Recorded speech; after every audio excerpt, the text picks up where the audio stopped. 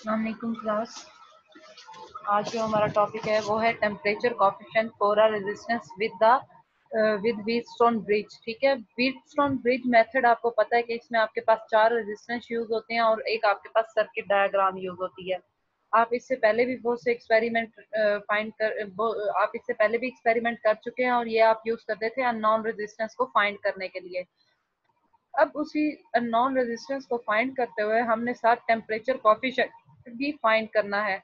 अब सबसे पहले हम इंट्रोडक्शन की बात करें तो हमारे पास क्या है, कोई भी जो ओहमिक रेजिस्टेंस सब्सटेंसेस होती हैं वहां पे हमारे पास टेम्परेचर का इफेक्ट होता है। तो हम ये कह सकते हैं the rate at which the resistance change with the temperature for a particular method is called the temperature coefficient of resistance and it is usually quite constant over a wide range of temperature. ठीक है, कि हमारे पास ये एक level तक, एक range तक जो है टेम्परेचर के ये कांस्टेंट रहेगी। अगर हम बात करें, हमारे पास एक इनिशियल रेजिस्टेंस है आर नॉट और इनिशियल टेम्परेचर टी नॉट है, जो कि बाद में चेंज होके टी नॉट जो है चेंज होके टी हो गया और आर नॉट चेंज होके आर टी हो गया।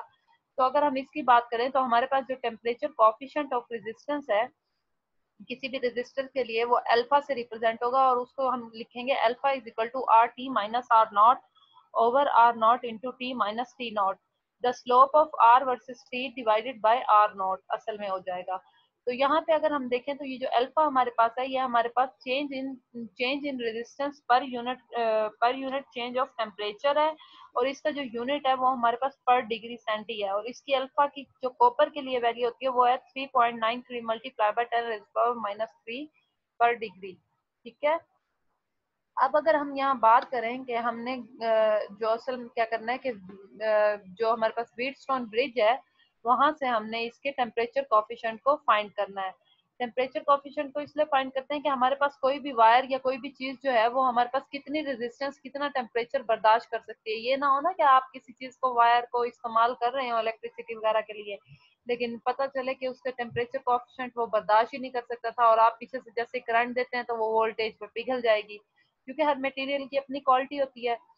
तो इसकी थ्योरी में यही बताया कि अगर हमारे पास एक सम वोल्टेज V जो है वो अप्लाई करे और करंट I जो है वो वहां से पास हो रहा हो तो R जो है हमारे पास रेजिस्टेंस होगी और R हमारे पास इक्वल टू हो जाएगा R is equal to V over I। जो ओहम्स लॉ है V is equal to I R से यहाँ पे हमारे पास R फाइंड हो जाएगा। ठीक है, तो ये हमारे पास किसी भी उसके लिए जो मेथड है वहां पे अगर हम बात करें तो हमारे पास जो गैल्वानोमीटर है, अगर हम गैल्वानोमीटर को किसी भी सिस्टम के अंदर लगा दें व्हीटस्टोन ब्रिज के साथ तो हमारे पास जो पैरेलल सर्किट बनेगा, पैरेलल सर्किट में अगर हमारे पास देखें, आपको पता है हमारे पास 4 रेजिस्टेंस यूज होती थी 1 2 3 4। तो उसी तरह से अगर हम पैरेलल सर्किट में देखें तो हमारे पास जिस तरह 1 और 2 R1 और R2 बनेगी उसी तरह हमारे पास 2 और 3 भी रेजिस्टेंस बनेगी।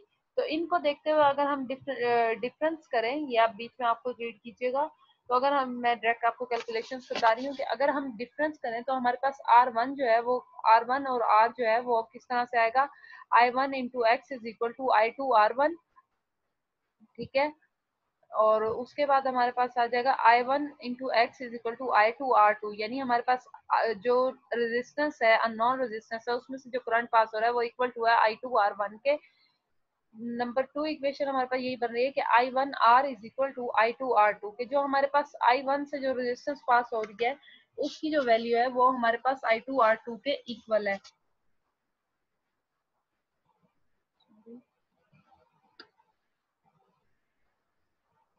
तो अगर यहाँ पे हम देखें, डिवाइडिंग करें इक्वेशन को हम x बाय आर से और R1 को R2 से, तो हमारे पास x is equal to R1 over R2 आ जाएगा। तो x हमारे पास R into R1 over R2 आ जाएगा।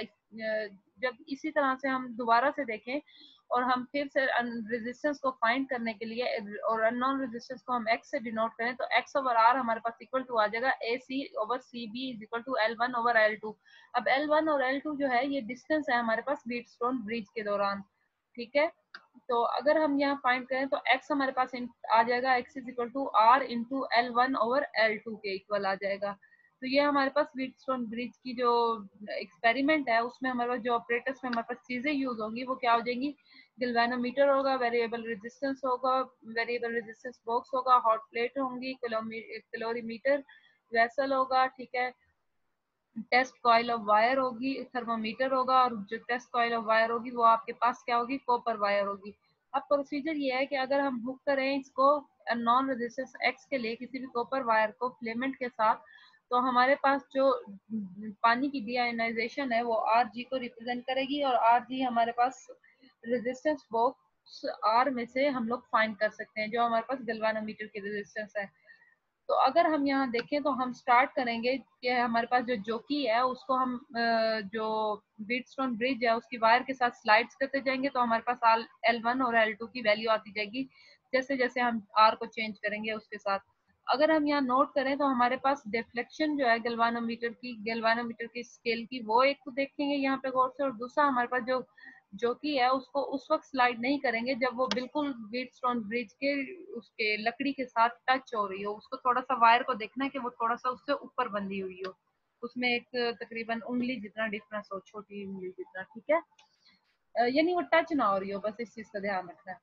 अब वो यही कह रहे हैं कि अगर हम इसी चीज को देखें, there should be some point to slide the wire at which the galvanometer shows the deflection, तो it is called the balance point, कि जहाँ पे हमारे पास डिफ्लेक्शन शो होती है वो हमारे पास बैलेंस पॉइंट होगा। रिकॉर्ड कर ले वैल्यूज को आर L1 L2 को, और इनको मेजर करके लिख लें।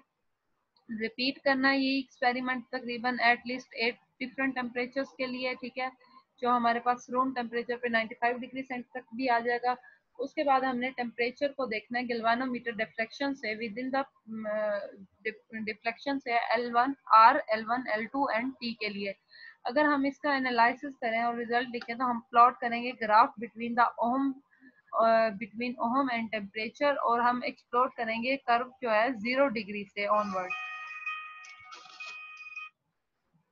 तो अगर हम यहाँ देखें हमारे पास जो डिफरेंट क्वेश्चंस बनते हैं वो हमारे पास हमारे पास आज जो है डायरेक्टली प्रोपोर्शनल होगी L/A के। इसके अलावा हमारे पास जो वोल्ट मीटर है वो हमारे पास अप्लाई करेगा ओहम्स लॉ के, किस तरह से अप्लाई करेगा ये आप लोग खुद देखेंगे, ठीक है। और उसके बाद हमने ये देखना है कि ये जो मेथड है हमारे पास लेबोरेटरी एक्सपेरिमेंट का, ये हमारे पास किस तरह से मेजर कर रहा है रेजिस्टेंस को। और ये नीचे कुछ आपके पास वीडियो के लिंक दिए हैं, इन वीडियोस को जो है आपने साथ लिंक करके रीड करना है।